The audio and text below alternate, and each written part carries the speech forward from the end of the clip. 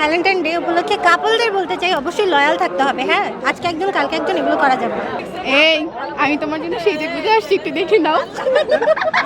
আজকে একটা বিশেষ দিন, ভ্যালেন্টাইন প্লাস ফাল্গুন, যার কারণে আসলাম।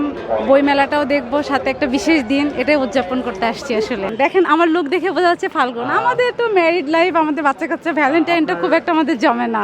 আমরা তো আসলে সংসার লাইফে চলে গেছি, এত সাহিত্যিকের মতো বলতে পারবো না।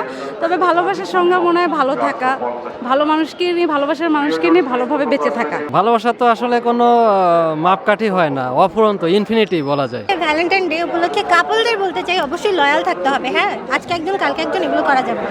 আসলে ভালোবাসার তো কোনো দিবস থাকে না, সবাই তো সবসময় সবাইকে ভালোবাসা যায়। তারপরও আজকে যেহেতু ভালোবাসা একটা দিবস, আমার ছেলে মেয়ে, আমার হাজব্যান্ড, পরিবারের সবাইকে অনেক ভালোবাসা। যমুনা স্মার্ট রেফ্রিজারেটর, স্মার্ট লাইফে স্মার্ট রেফ্রিজারেটর।